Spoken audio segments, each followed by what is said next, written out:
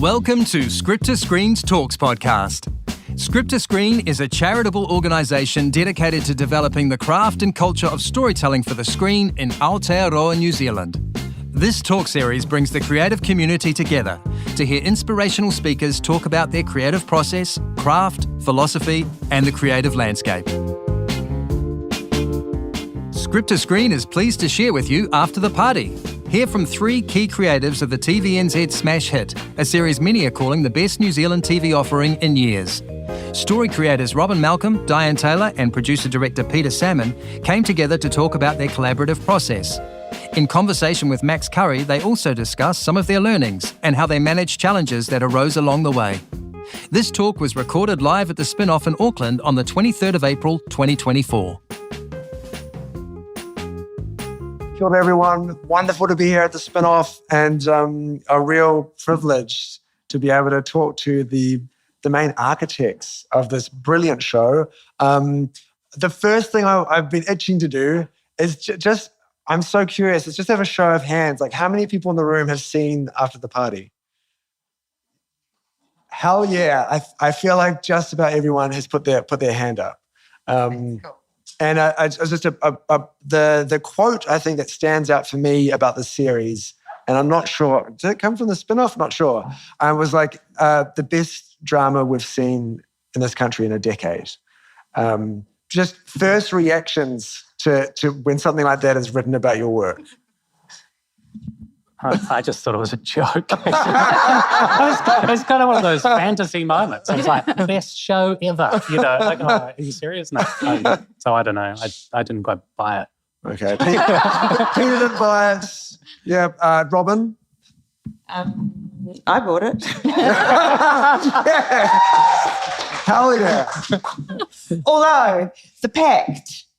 Your other one, The Pact, and Harry, they're, you know, up there too, I think. And yeah, it was really lovely to read that. It's really good to wake up to that. Yeah, because you don't know what you made until people tell you. It probably, yeah, with my childhood, it's like, well, don't let that go to your head, you know. Absolutely. So, yeah. Okay, great. So just to get us in the mood, let's if we can watch the trailer for After the Party, for maybe the one person in the room who hasn't had the pleasure of seeing this series. This is the sales trailer. So this is what ITV Studios use to sell the show. So it's has spoilers in it, and you know it's a bit bigger than a normal trailer.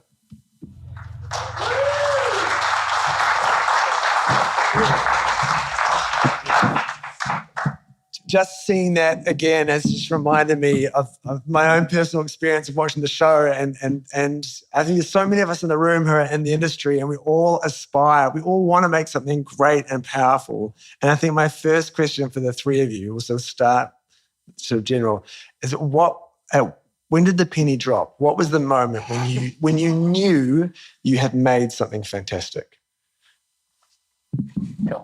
Well, we showed it to an audience in Wellington, and despite what I said before, I don't think I've ever been more terrified in my life, because you honestly don't know what you've made, and going from the script, you know, from the script process to the shooting and then to the editing, you're too close. And so Di and I sat next to each other, and I held Di's hand like that, and then at one point Di said, "Can you let go of my hand?" It's pretty sweet. Yeah, and I don't think you know, like when you're on stage, you can tell, you can gauge, you know, but there you couldn't. And it was only when Kim Hill came towards me, because I begged her to come and see it, and I was like, "Oh no, Kim Hill's coming towards me. Oh no," and she went, "I fucking love it." That was when I went, okay, well, I think we're all right. Ordained by Kim Hill. Yeah. Peter, when did it the penny drop? Maybe that screening, but I think probably not until that Spin-Off article. But no, I mean, like, you know, because so close to it, and the editing. I mean, I don't know. Like when I was saying to these guys the other day, I think when we were cutting them, I knew they weren't duds. You know, like usually when you're editing, you go, "Oh, that didn't work, and that didn't work," and I was like, "Oh man, I got through another episode, and it's still okay. It's still okay." Because it's usually there's like one app that sucks, you know.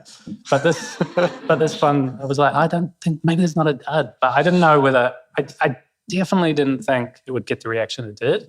I just thought it would just fly under the radar like most New Zealand things do. And I think that was the biggest surprise, how people took to it. But yeah, just lost perspective on it completely until the release, really. Wow. Yeah. And Dianne? Yeah, same really. I mean, I was just blown away by the response. I didn't see that coming at all. I mean, it's people wanting to have in-depth conversations about it that's been so surprising. People aren't just going, it was good, and sort of backing out of the room. They are talking about it. And long, involved conversations. Rob gets it obviously more than I do. She gets stopped in the street with people, I've got to talk about after the party, whereas I can fly under the radar, which is quite good. Yeah. I mean, we'll start with the show, and I sort of, we're going to celebrate and sort of talk about the success of it, and then we're going to get into the more behind the scenes stuff. We're going to talk about collaboration. We're going to talk about your process, some of the stuff that, we'll be curious about. But just staying on this point of the reactions, can you just share like any memorable moments in terms of that have happened on the street or at Series Mania? Just what stands out in your mind and the way that the audience has responded to this piece of work? I could talk to the response at Series Mania. I'm going to jump in. Series Mania, for those that don't know, is one of the most prestigious series festivals in the world. And it was also where Robyn Malcolm won Best Actress. Way to go, Robyn. So way to make a splash for New Zealand.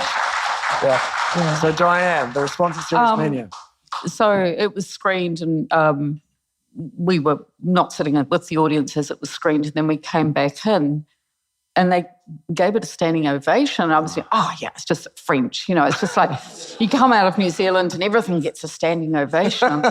And but then at the awards night, a few nights later, they said, there were two films got, two series got standing ovations. And I was like, shit, okay. So that's interesting. So, that was... Yeah. Well, it was an indication that it was liked over there. Brutal. Yeah. I think New Zealand can be brutal too. And I think for me it was just looking on Facebook and just seeing the comments, and usually they're terrible. Like it's like the worst thing. It's so cringy, and all the things that as a TV maker you just like fear, But there, on Facebook, it was just positive comment after positive comment, and people were really talking. And I think, and they loved her, so it was lucky. But and I think what you were saying just got people talking.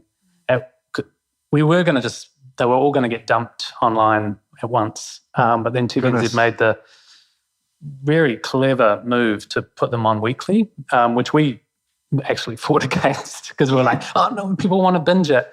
But actually it was the best move because it made people talk about it week to week. It's a big deal, big changer, I think. I'm going to throw the three of you in the deep end, and it's kind of a question I think that we'll ask now, but then we'll unpack over the evening. This was a success. Why? What's the magic in the sauce? Like, what do you think looking back? Like, have a guess. Are there some of the components that just made it such a smash? I think it's quite simple. I think it's a classic. Did he do it? Like that formula. And was she right? And then on top of that, I think why people, like I would get people coming up and saying, I don't know why I've come up to you, and I don't know why. And then their tears were going, I don't know why I'm responding to this the way I'm responding to this, but I really need to talk to you, but I don't know why I'm talking to you. Like that kind of stuff. Wow. And I think that was to do with, on top of that, when you have an exploration of two characters and you bring the audience with you over to that character, and then you bring them back again, and so the alignment, the emotional alignment that people seem to have with Penny, and then Penny was starting to betray them, and they'd already, like in real life, would feel betrayed, but then Phil might come into focus, and then it's like, I can attach to him, but then he's, and so I felt like there was an emotional investment in that very simple story that, I mean, I don't know. Am I right? Do you think? I think the story's intriguing, Yeah. Yeah, I think so. I mean, at some point someone said to me, she better be right or I'm going to be so angry with you. So people are sort of just really invested, I think. And I think it was that the week-to-week thing really worked for us, which was so surprising to us. Yeah. My bank manager rang me up and said, I have to know what happens. I said, I can't tell you. She went, I'll drop your mortgage. Yes, people, this is how it works. She's now on 1%. Yeah. Awesome. I think perhaps one of the answers to the secret and the source is also this collaboration. So let's talk a little bit about collaboration. I think to kick off that conversation, we're going to play what we keep calling the porn clip, right? So let's watch that for a second, and then we'll... This is one of the opening scenes of the season. So yeah, let's give that a round of applause. What an iconic way to meet a character and Penny. And I think before we get into the story of this clip, which is so magical and wasn't magical to put together. It was difficult and challenging and confusing. But just what does it feel like to put those words, that message, kind of megaphone that out into the world, and what you're saying with that about young men and pornography? Bold. Yeah, go on. Yeah. It was interesting because it was a scene that Robyn and I talked about right from the start. It was in from really early on, but it was in a different form. It was originally going to be delivered by Penny in the principal's office, really just to the boy and in front of his parents and the principal. And fundamentally, she was saying the same things, but people read it and they kept saying, oh, it's just too cruel. It's cruel. And I was going, no, it's not hard enough. But the more Cruel people... from Penny to the boy. Yeah. But the more people that said... shaming him. It was shaming. It was shaming. And people just kept saying, nah, it's just wrong. She wouldn't do that. When enough people tell you that, you got to listen. And then, Robyn, I think you had the idea of pulling it into the classroom, keeping the boy anonymous and delivering it to the whole class, which was a genius idea. So that's... it sort of creates the sort of save the cat moment because she protects this boy by not revealing him. And but she gets her message across. We know it's the boy. He knows, so we fall in love with her because she's protecting. And that's her whole message in the entire show, is that she's doing it for the boys, and she's protecting them. So we sort of get a microcosm of the show in that scene, even though the audience, it's the first thing they see and all they're really seeing is someone yakking on about porn, And it's so interesting with that because when Di and I were just sort of shooting shit, and I told her this hilarious story that an actor in Australia had told me about a conversation that she'd had with her son about pornography, where she'd found it on his phone, and instead of reacting the way you would imagine, she said, oh, well, next time I see any porn on your phone, we'll just watch it together. And then you can ask me lots of questions and it'll be just great. And that it never happened, So I gave that to Di, and then you came back with that speech, and I was like, "Oh my God, this is such a great speech!" I think they did watch some of it together in that scene originally, didn't they? Didn't she show? Oh, you showed me some of it, or wasn't that part of it? I think it was handed over to the parents. She tried to hand it over to the parents, and the boy was just dying. Yeah, and so I don't think they actually watched it. And it was that interesting thing where I think what we were trying to achieve was wanting to challenge the audience with a character, because there might be some people that would go, no, that's really shaming and what an awful woman. And some people might go right on. But what became really clear was that everyone who read it just went, nah. And so by putting it into the classroom, it sort of softened all of that. But the other thing that was, it wasn't problematic, but it was something that we talked about a lot, was that so often, you have those rules, right? And so there should be something super dramatic happens at the beginning of a show to set the story off. And by putting that at the front of the show, and it's long and it's just a character talking, you're kind of breaking all those rules. But somebody said to me what they liked about that was that we were falling in love with the characters before we knew what the story was. So it was a different way of approaching story.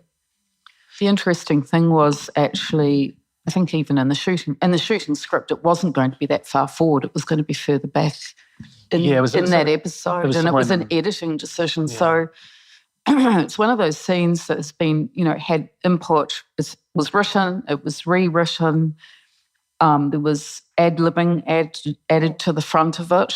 And then there were editing choices too. So yeah, just speaking on that, what Robyn did in that scene on that day was just absolutely incredible. Like because all the kids were just normal kids, and Robyn came in and just became the school teacher, became Penny, and told them what she was exactly that character all day long with these kids, and they loved her for it, and they would do anything for her, and they just became students in a classroom. Yeah. And it was just extraordinary what Robyn did. And then not only that, but improvised the whole thing pretty much. We worked and worked and worked it, but it left the script a bit, didn't it? The front of it was completely new, and then when you get into the nitty-gritty, that was the script. But the whole front of it with, the pies and all of that was just ad-libbed. Yeah, they were so brilliant. Yeah, they were amazing. They were amazing, those kids, because they kind of, and maybe it was because we were in a classroom and they were all school kids. They sort of knew their role. Yeah, and so and the one at the back, the Price of Pies guy, he was just all over it. He was. I was about to credit you both with that amazing piece of dialogue, but that was. I think we were going. What would you say? I'd talk about the pies. Yes, you say that. That was what we were doing there. Yeah. And then we had a really great argument at one point about pornography, and they all got into that as well. So that we had enough space around the shooting of it to help them get into the zone too, because you cut back to them. I mean, one of my favourite bits is when she says, "You think about sex all the time," and you hear one of them go, "Yep," and that's just a wee improvisation, isn't it? Yeah. Totally. And beautiful. Yeah, it wasn't. I mean, remember we shot this in the sort of second to last week of the shoot, and it wasn't until there that I was like, here's the show, because it was just, I could see the way the kids were so naturalistic and so real, and the way you were, I mean, you were so in character by that point, and I just felt, I was just obsessed with looking at these kids, and there was one kid who was just staring at the camera, he just wasn't an extra. I was like, I'm going to use that, that's so good. I didn't end up using it, but I loved how just supernatural it was, and I think that is a credit to you, really, in terms of getting them on side.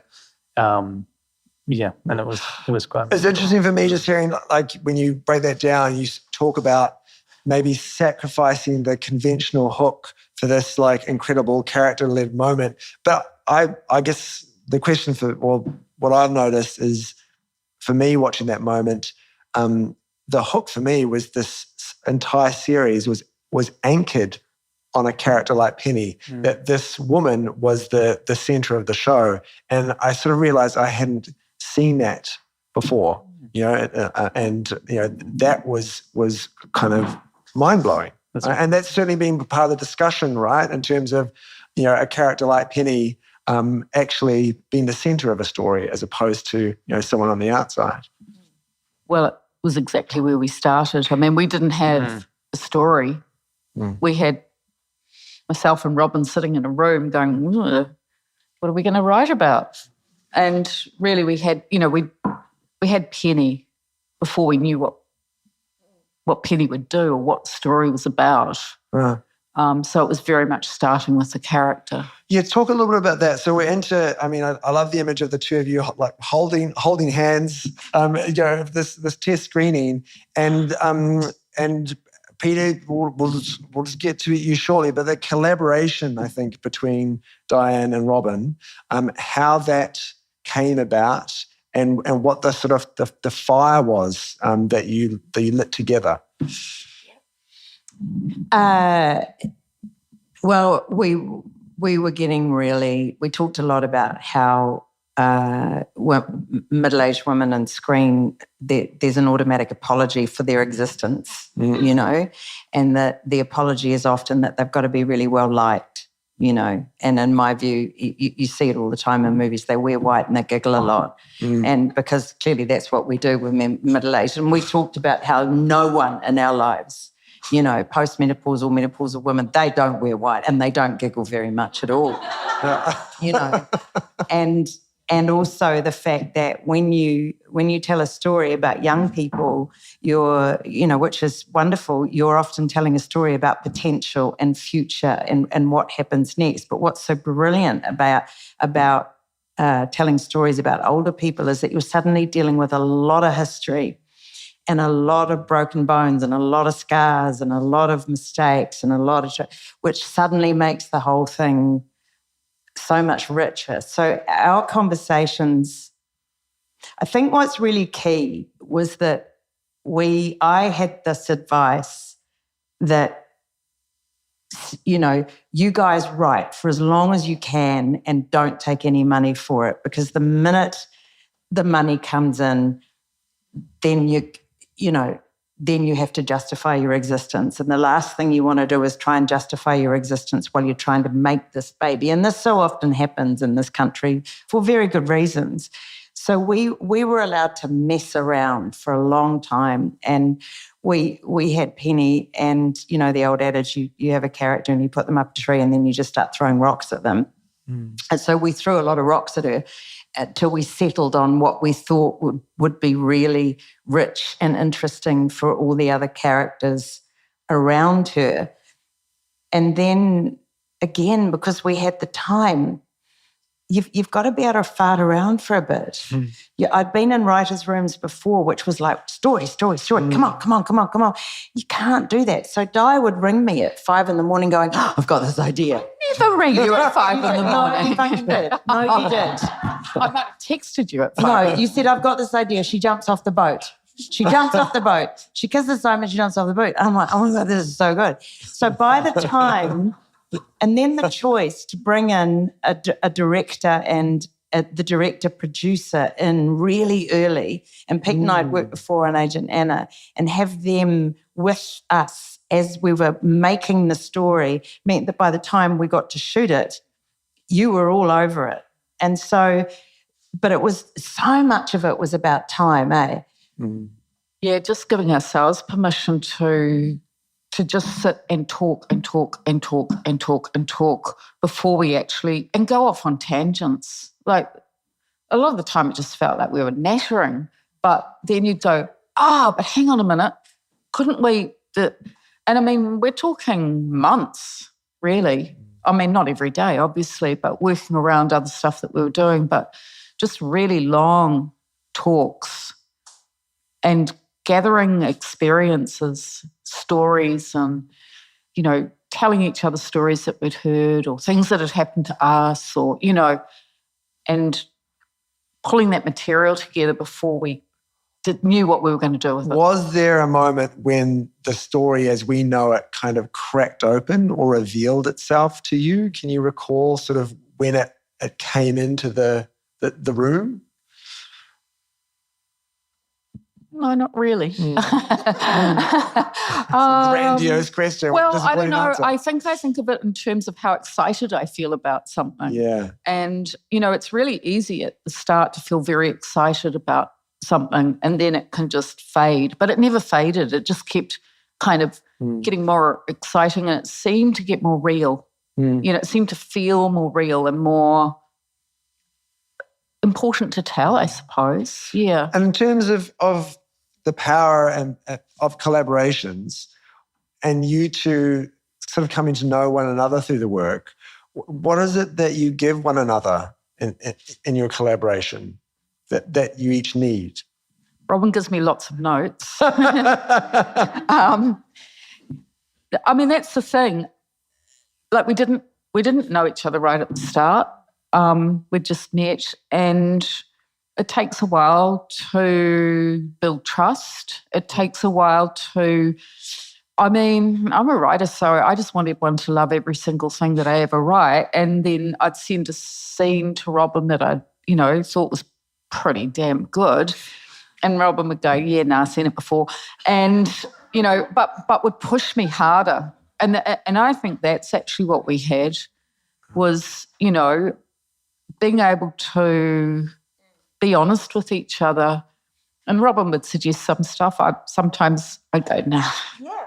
But then I might go away overnight and think about it and go, oh, damn it, she's right.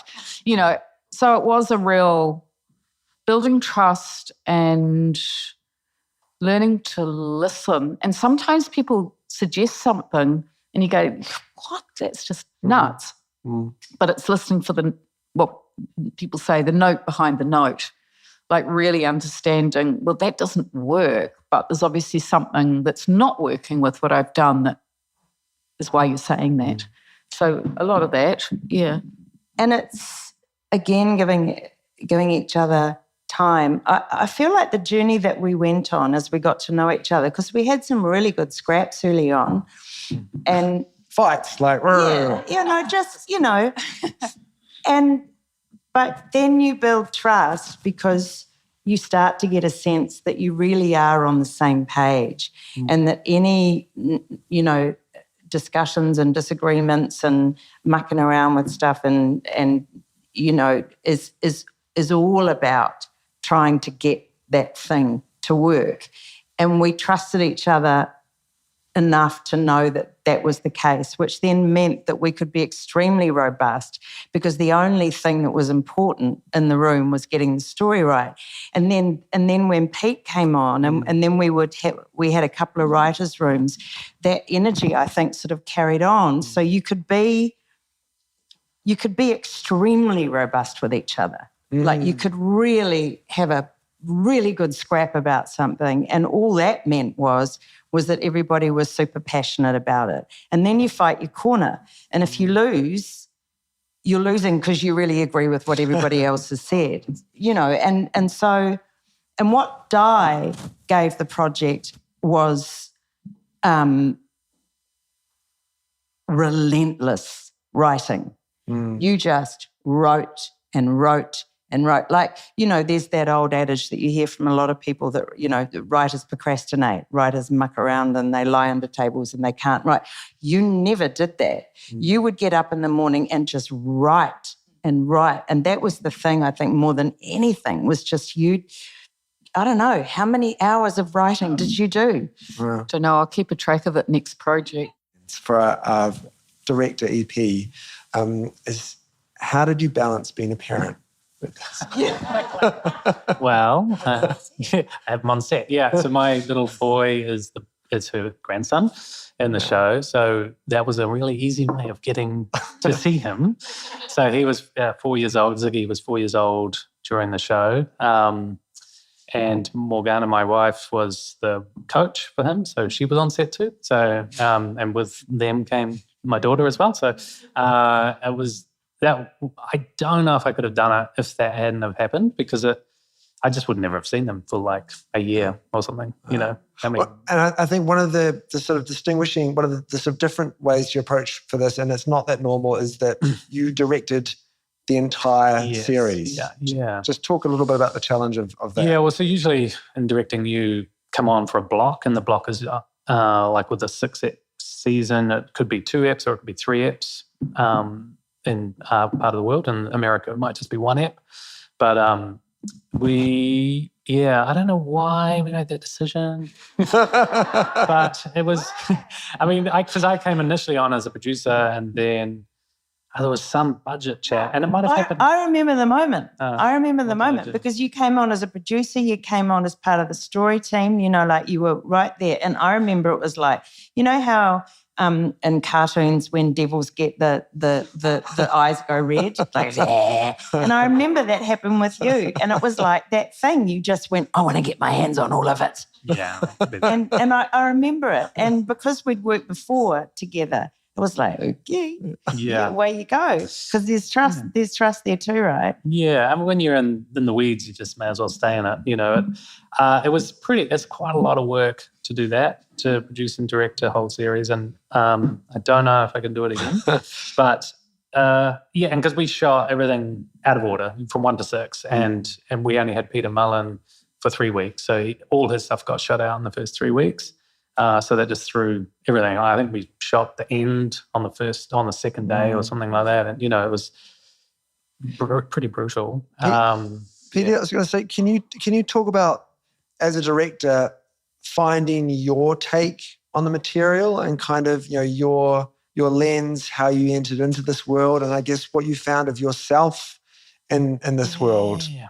Okay. Well, I mean, I don't know. I keep on thinking about this show is sort of was the perfect thing. It's something that I feel like I've been building up to my whole career, really, because it's the style of it is exactly what I love. And I sort of tested it out on The Pact. I don't know if any of you saw that. It's a very similar family-orientated show, but the shooting style was pretty similar to it. And I was like, this is what I want. I want something that sort of strips away the pretense of filmmaking, really. So we didn't use dollies, we didn't use cranes, no drones, nothing, nothing to get in the way from the actors and the performance. And I was sort of making that up when we did The Pact, but on this, it was like, we're going to do The Pact, but on steroids. and so I had the same DOP, Dave Cameron, who's incredible. And we just, we went in and we were like, okay, because in the budget, there were 2 cameras planned, and we went, let's get rid of one of them. Let's reduce the grip team. Let's give us the space, because we really wanted to be able to shoot anywhere and all the time. So we wanted the actors to be able to be free to block however they wanted, really. And we could utilize the entire house, go upstairs, downstairs, which didn't happen after a while for another reason. But it was, just have the freedom and no technology in the house that didn't need to be there. Because often when you get another team, a camera team in, it just fills the space up with crew, and then the actors are just like squished in between some lights, but in this one, sometimes you feel like the cameras were there, I assume. So because Dave would sort of dance with us, it was almost like the camera was another actor. So he was. You could feel, he's so amazing, Dave. You could feel him and his camera responding to the drama that was happening in front of him. So he felt part of the dance all the time. Part of your energy, Out of interest, did you also direct the opening title sequence? Yeah. I can just see there's questions coming through about that as well. Sure. So can you talk a little bit about that? Because there's never any budget for opening title. and I remember the same thing happened on Agent Anna, and there was no budget. And I was like, we have to have opening titles. Because, it was just it's a tone setter, and I think that it's really, sometimes you can just have a card, that's fine. But I think in this show, it really needed a pause, and it needed some music to help us get the tone of the show.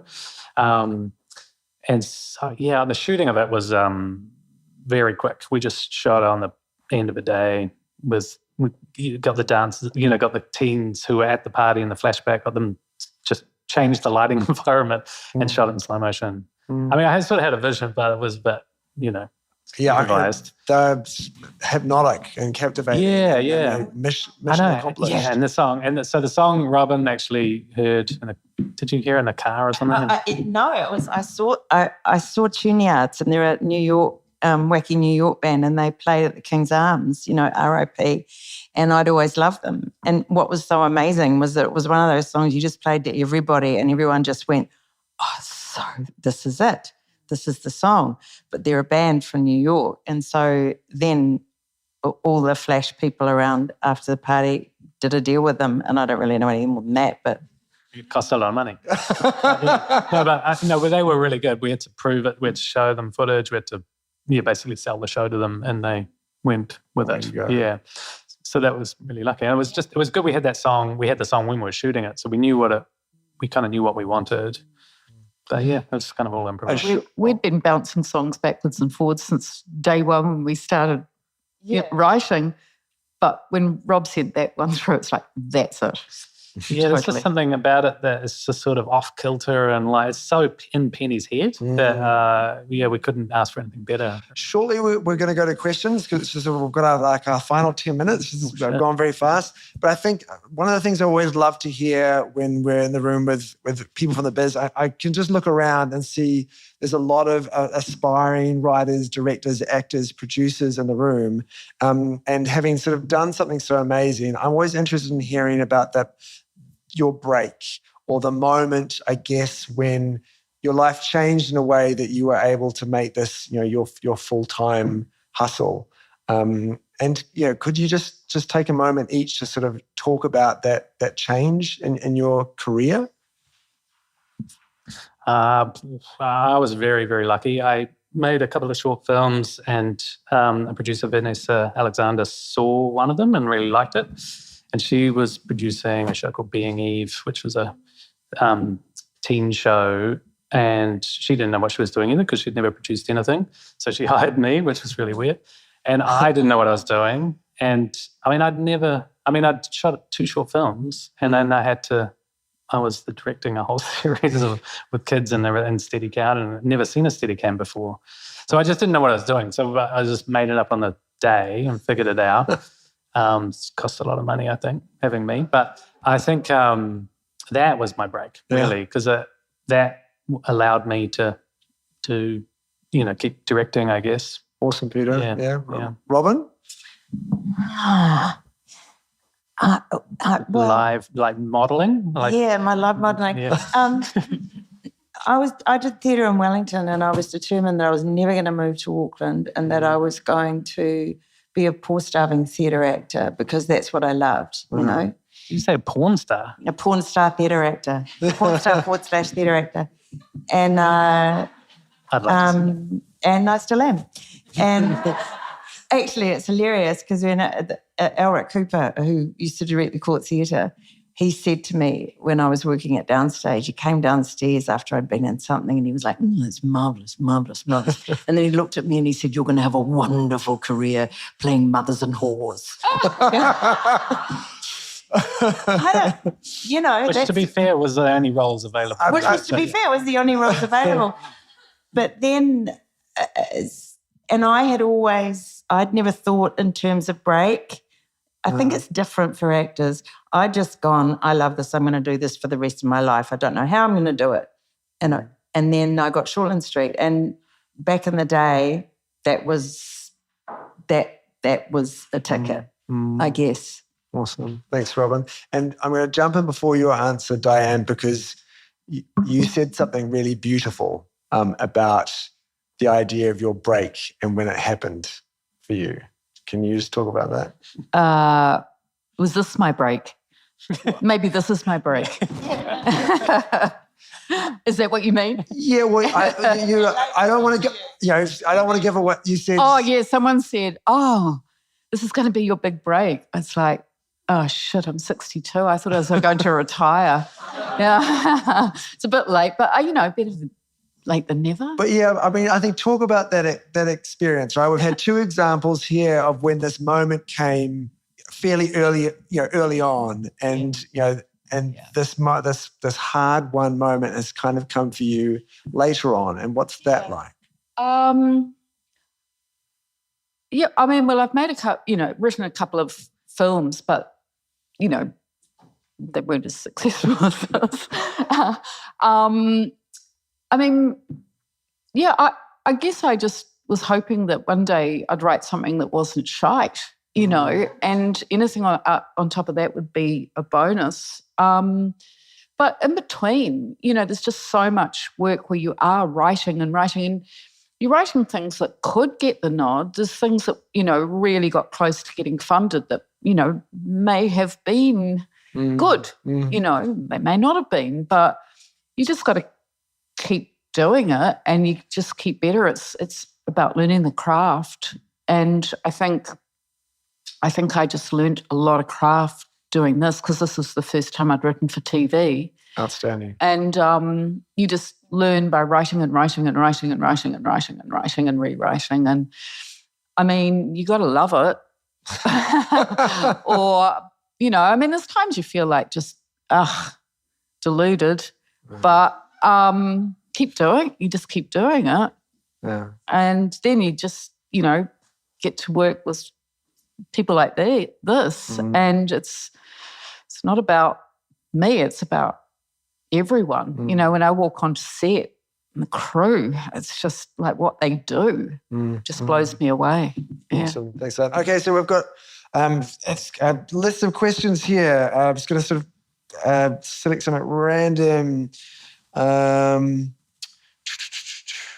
difficult was it to cast the role of Penny's husband, Phil? And how did you catch such a big fish? I'm adding to that question. Well, Peter and I have known each other for a long time, and Di and I sent him an early script, and he said, and we said, because we always talked about him as a possibility for Phil, and because what is really required for that is an actor who can put some pretty serious judgment aside and have the courage to look at the world through Phil's eyes without judging it. And that's a tricky thing for an actor to do. And we sent him an early script and he went, no, I don't want to do it. It's not good enough. Go away and make it good. Yeah, he's quite brutal. And so we did. And well, what he did say was, if you get this right, it'll be an award winner, but I don't want to do it yet.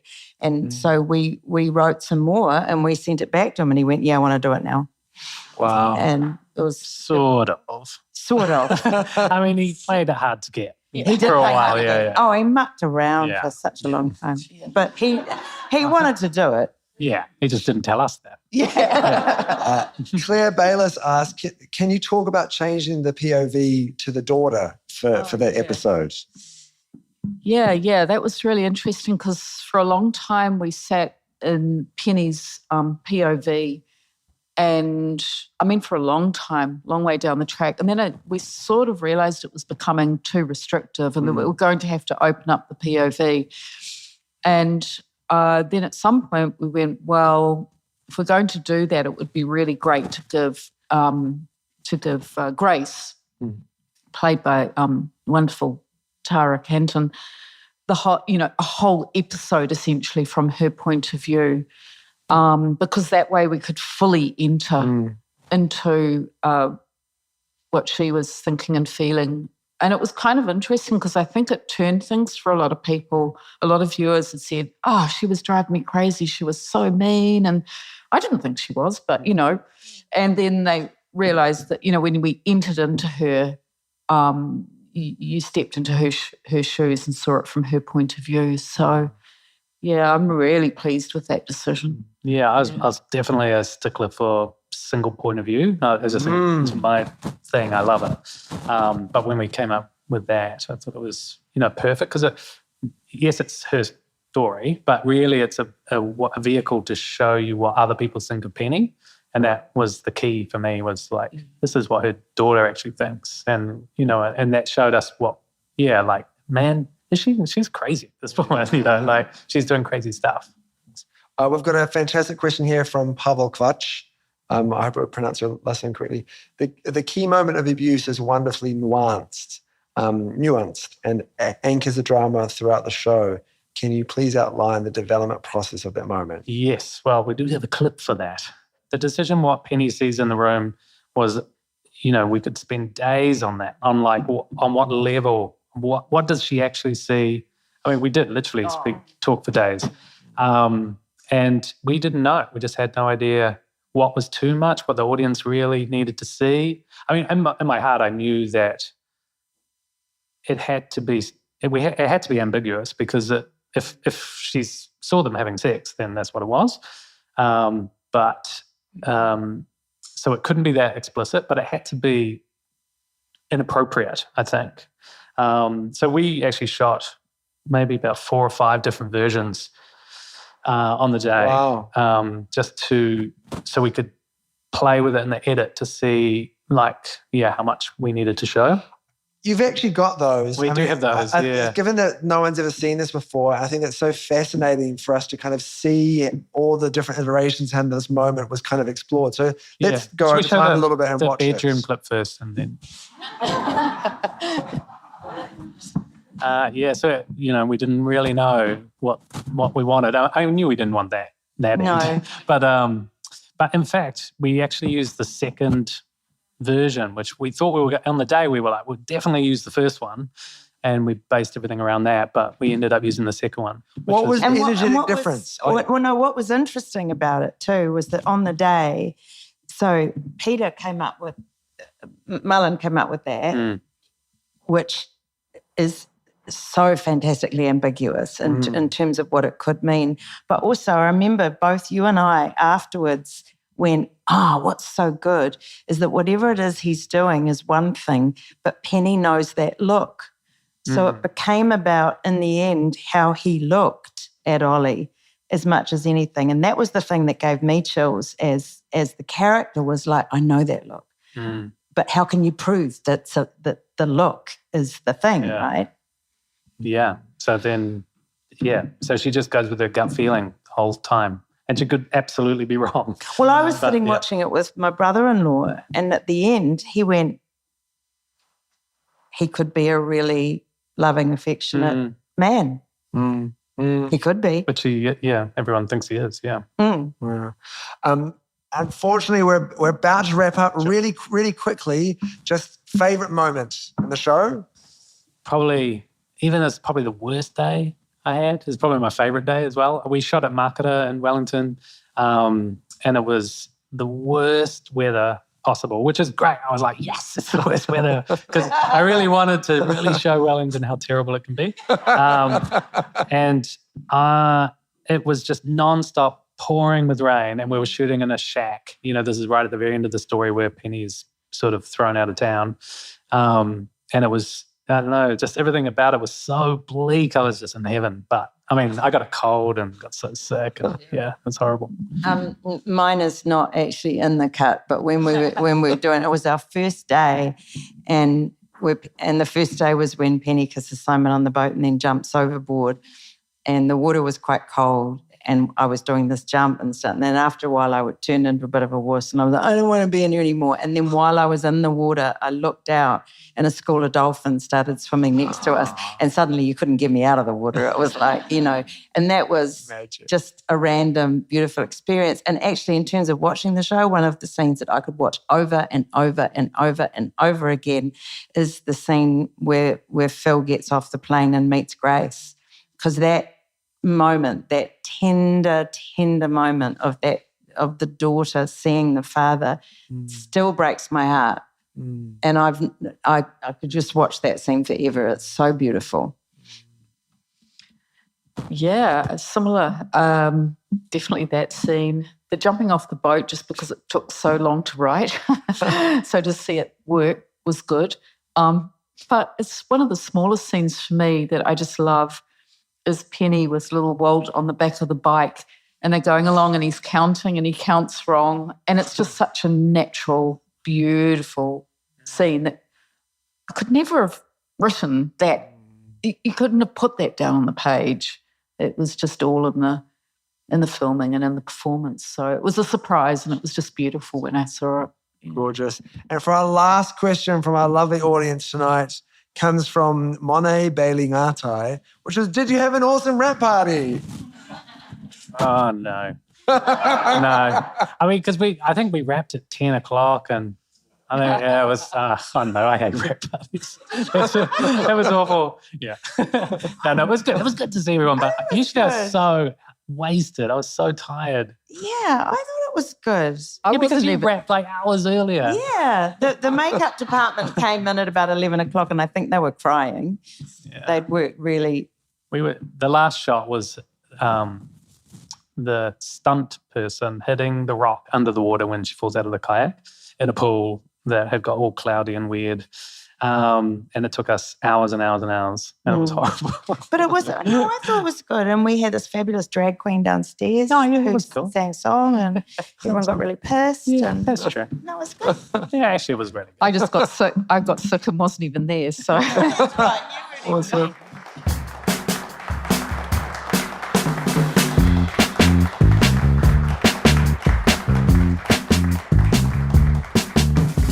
This podcast is brought to you thanks to generous support from the New Zealand Film Commission, Images and Sound, White Studios, and The Spin-Off. Voiceover by Jamie Irvine and the music is by Poddington Bear. Recorded and mixed by Images and Sound. You can read more about our talks, workshops and programs at our website, www.scriptoscreen.co.nz.